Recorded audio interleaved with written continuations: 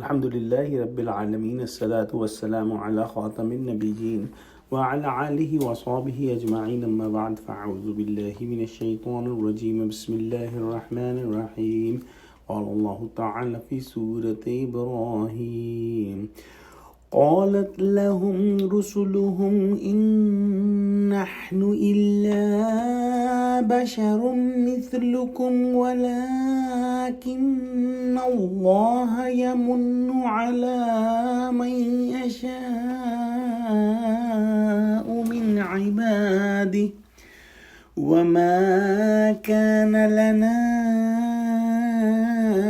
أن نأتيكم بسلطان إلا بإذن الله وعلى الله فليتوكل المؤمنون. Translation: Their messengers said to them, "We are only human beings and mortals like you, but Allah grants His favor upon whom He will of His servants. And it is not for us to bring you the authority without permission of Allah. And upon Allah let the believers put their trust."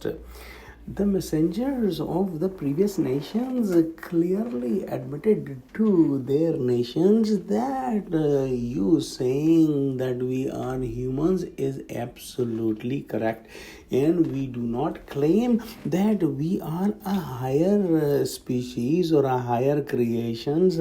We do not claim that we are angels or something else, but we are humans like you. And as you have seen that Allah subhanahu wa ta'ala has given different statuses to different human beings in terms of their physical power, their intellectual ability, in their manners, and also in their economic status. Allah subhanahu wa ta'ala has given favor on someone compared to the other one. So how come you cannot understand that spiritually Allah subhanahu wa ta'ala also gave different status to different people, and some of the fortunate people get the highest spiritual level of prophethood. So what is wrong about that? Why is it so difficult to understand? We are humans, and we thank Allah that He has chosen us as the prophet, and this is 100% decision of Allah subhanahu wa ta'ala that whom He chooses for prophethood, and He has chosen us for prophethood.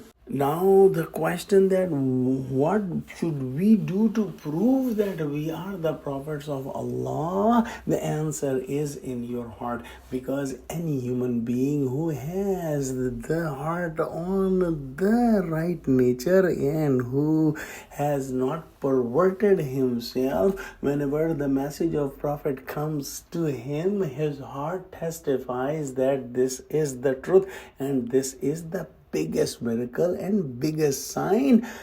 The human has to listen to the heart.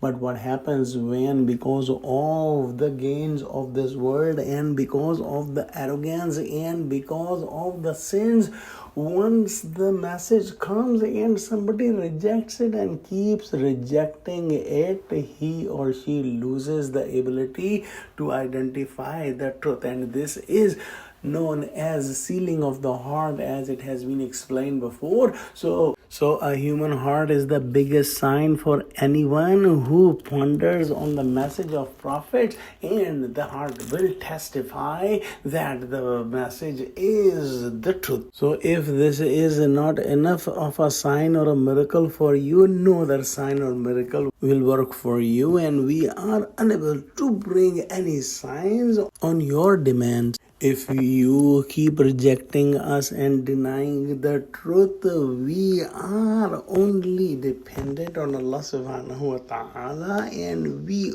only put our trust in Allah subhanahu wa ta'ala. Whether you accept or you reject, it would not change our attitude, because we will be looking for the mercy and help from Allah. Let's pray Allah subhanahu wa ta'ala give us understanding of Quran. Ameen wa akhiru da'wana alhamdulillahi rabbil alameen. Assalamu alaikum wa rahmatullahi wa barakatuh.